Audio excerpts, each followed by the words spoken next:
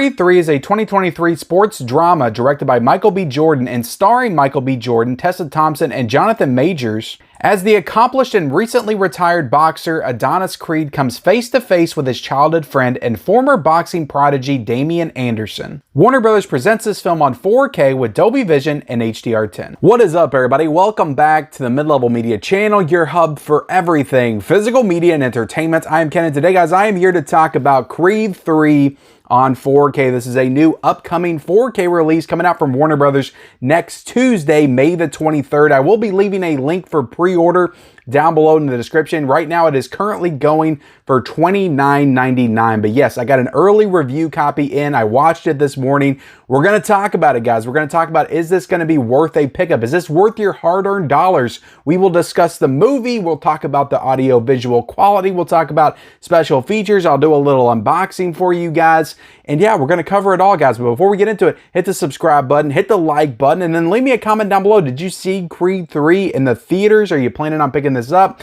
Where does this rank for you in the Rocky franchise? If you saw it, I would definitely like to know that in the comment section below. And then also, guys, there's going to be several editions of this coming out. There's going to be a standalone Blu-ray, I imagine a DVD as well. There's also this 4K, like I said, that is $29.99. There's also going to be a Walmart 4K that's coming out, a Walmart exclusive. And then there's also going to be a Best Buy exclusive 4K Steelbook. So there's going to be plenty of options for purchasing Creed 3 next Tuesday. But all right, let's go ahead and talk about this movie. I'm kind of excited to talk about this movie. So I'm a massive fan of the Rocky franchise. That's probably my favorite franchise ever since I was 13 or 14 when I saw Rocky 4. That was the first movie in the franchise that I watched, and then I went back and watched all the other ones. Just fell in love with that franchise, and then Creed came out and I loved that movie. It was like far better than I thought it was ever going to be. And then Creed 2 came out and I was like, okay, there's no way they could do the same thing they did with Creed. And to me, Creed 2 is almost as good as the first Creed. I loved Creed 2 when I saw it in the theater. So I was really looking forward to Creed 3, but knowing that Sylvester Stallone and Rocky wasn't going to be involved in this movie, that definitely brought my excitement level for the film down a little bit. It's also directed by Michael B. Jordan, who has never directed a movie before. The first Creed was directed by Ryan Coogler, who's an excellent director. So I was a little skeptical of this film for sure, and I'll say this up front. The movie is missing something. Without Rocky at the center, at the core of this franchise, he's the heart. Like, he is the heart and soul. Like, you need Rocky in these movies for them to really have an impact, at least with me, or I would imagine like traditional Rocky fans. And I get what they were doing. That's the thing. Like, I don't fault them for trying to take Michael B. Jordan's character of Adonis Creed and kind of put him on his own and just create his own story and do his own thing and let him stand on his own as a character. I get that. I completely understand that. But that being said, I still think it was a mistake. I think they should have had Rocky in this movie in some capacity. I did like this movie. I'm not going to say that I hated this movie at all. I did enjoy the film. It felt a little bit too rushed. It's under 2 hours, which there's definitely been shorter Rockies. Rocky 3, Rocky 4 are both shorter films. But I don't know, something about the story, like, I get what they were doing, but it didn't quite come together for me. By the time that you figure out that Jonathan Majors like isn't such a good guy, it's like you rush to the end of the film with the big fight between him and Adonis Creed, and the whole fight at the end just, to me, didn't feel earned. Like, I didn't feel the stakes. I didn't feel the emotion of it because I don't feel like they took enough time to really build that relationship. They just kind of threw you into it and you thought it was going to be one thing and then it ended up being another, and there just wasn't enough time to really catch up and get engaged with everything that was going on with the characters. But I still enjoyed the movie, guys, overall. Like, this, to me, I'll say this is going to sound bad. It's my least favorite of the Rocky franchise. I would honestly, guys, and I like Rocky 5, so don't take this the wrong way, I would put this behind Rocky 5. To me, this is the Rocky 5 of the Creed verse. Like, Creed 3 is the Rocky 5. It even has kind of a similar, I would say this is a combination of maybe Rocky 3, because Jonathan Majors' character does remind you a little bit of Mr. T's Clubber Lang in the movie, just with his like pure like force and brutality, his brute nature. So he kind of reminds me of like a Mr. T type character, but also the story is very reminiscent of the fifth Rocky, just Michael B. Jordan kind of being retired and building up a new superstar, and then that superstar kind of turning on him is very reminiscent of Tommy Gunn, at least in my mind. So this movie, and again, this might be a bad thing to some people. I like Rocky 5. I think it's a good movie, and I think that Creed 3 is a good movie, but this is definitely, to me, the Rocky 5 of the Creed franchise. And to me, it's I don't want to say the worst, because I like the movie. It's my least favorite of this franchise. If I was doing a ranking of the Rocky movies, this would come in at number 9 easily, because I actually like Rocky 5 a lot, and I do like this movie too. There's a lot of good action in this movie. There's actually a lot of fight sequences in this film. There's one with Jonathan Majors and the heavyweight champion at the time. There's the big one at the end with him and Adonis Creed, which I will say, they bring in like and I heard about this, Michael B. Jordan's a big anime fan. He brings in that anime flair to this and the ending fight. There's some different things that happen in that final fight. I'll just say that as a Rocky fan, as a Rocky purist, I just didn't work for me. I like my fights a little bit more grounded in reality. So that last fight didn't, all the other fights were good though, but the last fight just didn't quite work for me, and that's the main fight of the movie, so like that one should work. Another thing, training montages are very important to the Rocky franchise and the Rocky movies, and the ones in this one, I'm sorry, were just very weak. They were very short, very rushed. You didn't feel anything. Like I said, in all the other Rocky movies and even the first 2 Creed movies, that desert training sequence was excellent.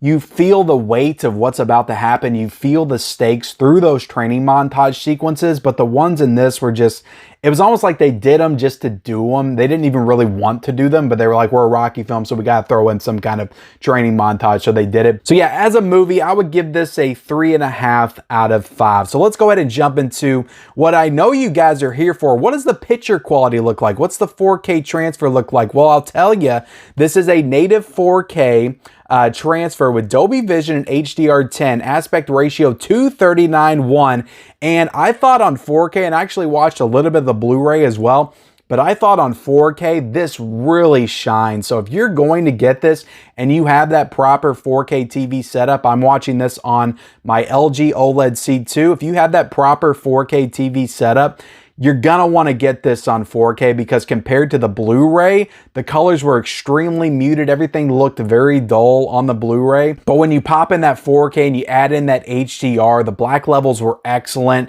The picture quality was just crystal clear, just pristine. Everything popped, all the colors popped. Like when they're in the ring and you have all of those fight sequences and stuff, like you're gonna want to watch that in 4K. All the colors of the ring, of the boxer outfits, like all that stuff just really pops when they come out. It's like all of the lights and the smoke, all that stuff just looks so much better on 4K than it does on Blu-ray. Just overall really strong picture quality, great detail in the faces. There's a lot of close-up shots in the ring of people sweating and just great facial detail. And like I said, the colors and the ring, and just like there's a lot of darker scenes in this as well, and that contrast with those deeper blacks just really stand out again versus the Blu-ray, just head and shoulders above that. So cannot recommend the 4K over the Blu-ray enough here with this picture quality and this transfer. Getting into the audio, this is English Dolby Atmos and English Dolby True HD 7.1.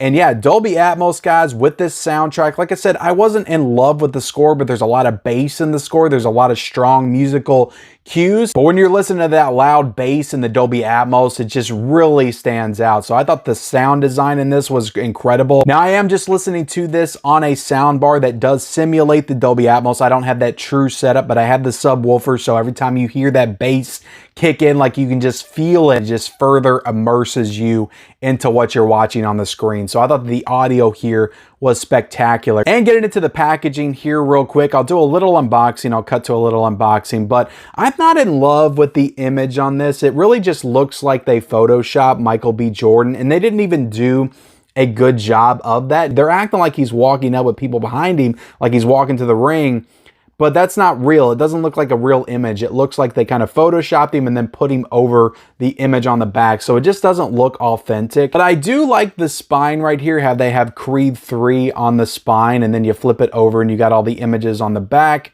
the special features, which we'll go over here in a second. You got the synopsis right here, guys.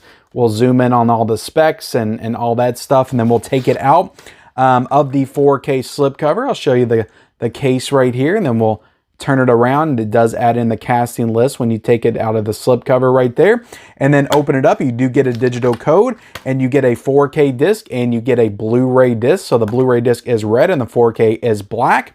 And all the special features, guys, are present on the Blu-ray disc, which we'll get into here in a second. So you have two special features here. You have Michael B. Jordan, the ring behind the camera. This kind of gets into Michael B. Jordan as a first-time director and just kind of takes you through that process and how he did with the movie. You have interviews with Ryan Coogler talking about how he transitioned from the actor to the director. Then you have Donnie and Dame, There's No Enemy Like the Past, just kind of going into Jonathan Majors and Michael B. Jordan's characters in the movie and their past and how they kind of came together in this film as actors. And then you got some deleted scenes here as well. Now, no audio commentary is present here. Now, it definitely would have been cool if they had an audio commentary with Michael B. Jordan and Ryan Coogler just talking about the franchise, their three movies in a retrospective sense, and talking about the evolution of the character and Michael B. Jordan as an actor to a director. That would have been cool to listen to both of them kind of reflect on this franchise as a whole. So there you have it, guys. That's my review of Creed 3 on 4K. I did really like this movie. I thought it looked great on 4K, sounded great. They added a couple of new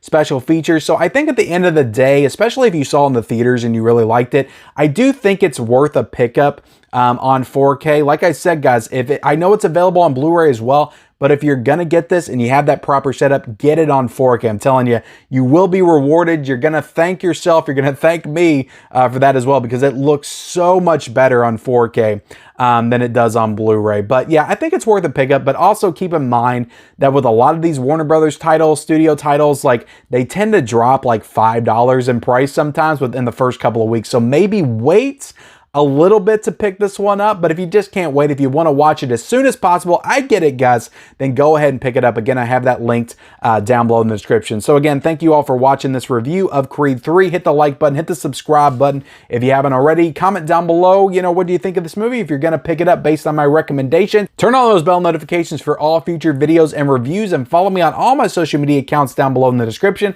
and we'll see you next time.